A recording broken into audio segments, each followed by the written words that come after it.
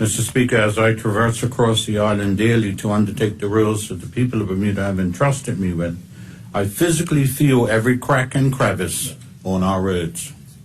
Mr. Speaker, members of this Honourable House and the listening public should note that I am intrinsically aware of the state of our highway infrastructure, and the issues are not lost on myself or any of the technical officers within the Department of Works and Engineering. We receive reports every day from residents who are not satisfied with the length of time it is taking to fix the issues. Hearing these reports, especially those technical officers who day in and day out work tirelessly to provide services to the country, serve as an incentive to work harder to address them. Speaker, akin to what I have previously said in 4 statements prior to this one today, the repair of our roads are a priority for the Ministry of Public Works. To reiterate, the immediate pain for the motoring public will be well worth it, as when completed, these current infrastructure initiatives, that is Belco's $250 million capital plan and our own water and wastewater master plan, which are digging up our roads, will see the protection of our freshwater supplies, protection of our electrical infrastructure, and ensuring sewage is properly disposed of. Therefore, Mr. Speaker, with this being said, I rise again to provide this House with yet another report on the state of the island's roads and the various ongoing trenching projects. In the March 2023 update, I announced various completed, ongoing, and planned trenching and asphalting works. Mr. Speaker, with your indulgence, please allow these updates to those projects and the steps we are taking to address them. However, before I begin, a slight reminder to honourable members: a pull hole is a hole dug every 800 feet in the road to allow for cables to be pulled through the laid conduits and to be joined. With this reminder given, I deliver the following status regarding the trenching and pull hole portions.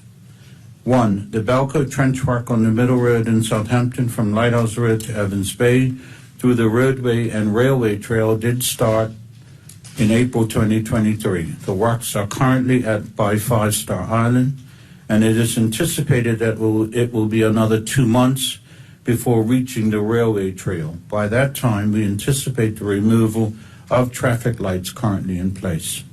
2. The Belco pool hole work for Middle Road near the Whitney Institute Middle School is now completed, inclusive of the pool hole work for Store Hill and North Shore Road up to the Barkers Hill roundabout. 3. The Belco pool hole work for the eastern North Shore route, that is from Palmetto Road Railway Trail to Old Military Road and Frog Lane to the National Sports Center substation, is set to commence in September, subject to the delivery of specialized equipment.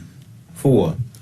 Unfortunately, attributed to supply chain issues, the works for pool holes at Ettrick's Veterinary on Middle Road Warwick to Lighthouse Hill, Middle Road to Jews Bay, has not started as previously planned. This work will commence once the National Sports Center pool hole work has been completed. Mr. Speaker, in regard to the asphalting portions, I'm pleased to share the following. The permanent paving for trenching works at Coney Island, Fracture Street, and Wilkinson Avenue have all been completed. The permanent paving for Harrington Sound Road is progressing steadily, with works currently around Charcoal Hill, heading towards Tom Moore's Tavern driveway. And 3, repair works for uneven surfaces have been addressed at Mullet Bay Road, near Stokes Point Road, St. David's Entrance, Middle Road at Warwick Academy, and Middle Road at St. Anthony's Church. Mr. Speaker, these are not the only road works that have been completed over the last 4 months. Apart from those projects that I have now updated this Honourable House on, the following works have also been completed. Firstly, I'm sure honourable members are aware of the flooding issue at Perimeter Lane near Marsh Folly in Pembroke. This issue should be resolved in the immediate, as the Ministry has now cleared the borehills, allowing for drainage. In addition to the clearing of the borehills, an asphalt lip on Perimeter Lane at Gleebird Junction and a drainage channel has been installed at the Gleebird bus lay-by to allow for excess rainwater to be redirected into the nearby canal, thereby reducing the flooding risk for the area.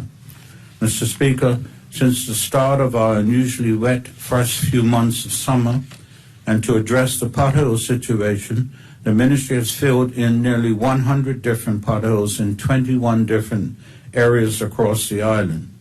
And Mr. Speaker, just for clarity, if the potholes are reported to potholes@gov.bm, they will be fixed.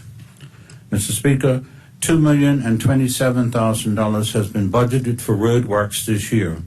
The ministry is also the recipient of a $900,000 carry forward from the previous fiscal year to enable more capital roadworks to be done this year. Several locations that are some of the worst areas will be addressed, like South Road, Southampton near Henry VIII, Middle Road, Warwick near T and Tatum, and South Road at Collectors Hill Road Junction, to name a few. Mr. Speaker, to make the ministry's position crystal clear to honorable members and the listening public, there now is an allocated budget of $2,927,000 devoted to new paving works for this fiscal year. However, Mr. Speaker, this is nowhere near close to the substantive investment needed to repave all of our roads. For example, if the government were to undertake an immediate initiative to fully repave those public and private roads that are in poor condition, approximately 226 kilometers, or half of our roadways, it would cost approximately $100 million over a 10-year period. Let me repeat, that's $10 million per year for 10 consecutive years, regardless of what the government's economic position or the island's macroeconomic status might be.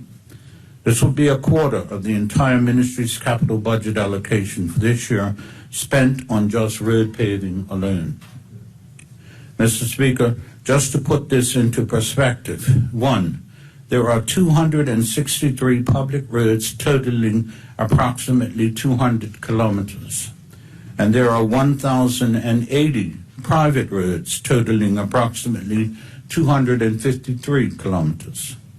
The estimated price for paving just 1 kilometer or half a mile of roadway on both lanes is $600,000. These costs are broken down to a single major component, namely the exorbitant price of asphalting material. It currently costs the ministry 62 cents on every dollar used for road paving for this material. 4. On island, there is only a finite amount of paving equipment and a handful of personnel qualified to undertake the required works, all spread thinly across just 2 large organizations, one of which is the government. 5. The total cost to pave all public roads would be approximately $120 million. Total cost to pave all private roads would be approximately $76 million. And the reason for that is that most private roads are single-lane roads. Mr. Speaker, these are significant amounts of money. The $2,927,000 allocated this year will put but a small dent in the amount of paving we will do. There has to be a balance between competing infrastructure projects and other government priorities. Mr. Speaker, difficult decisions must be made by a government due to this economic climate we find ourselves in today. We will continue to look at ways that we can increase funding to road paving to improve the driving experience. In addition, Mr. Speaker, the ministry does not solely focus on fixing the roadways for vehicles, but we also ensure the safety of pedestrians. As such, the Cabinet will soon consider a request to purchase 16 brand new solar-powered flashing beacon signal sets that will be installed at crosswalks at various locations across the island, from Mullet Bay in St. George's to Maximart in Whitehill. There will be a new safety signals to protect those crossing our roadways. To further protect pedestrians, the ministry has now repainted some 20 crosswalks across the island. This can be seen in places like Flats Village in Smiths Parish, Crowell Hill, Whale Bay, and Harlem Heights in Hamilton Parish, and outside Ice Green in Paget Parish. The next scheduled work areas are in Ferry Reach in St. George's, South Road in Warwick, and Middle Road near Council. Mr. Speaker, as I've said previously, yes, the state of our roads are uncomfortable, but this sacrifice is well worth the wait. The Ministry of Public Works commits to getting our roadways software is fixed. However, we are not in a position to do everything all at once. Mr. Speaker, I continuously thank the public for their patience with this initiative, and as the overall infrastructure works conclude, we will follow with permanent asphalt paving. While not ideal in the interim, the Ministry will continue to apply temporary asphalting and fix potholes. As always, Mr. Speaker, I will keep this House informed of progress. Thank you.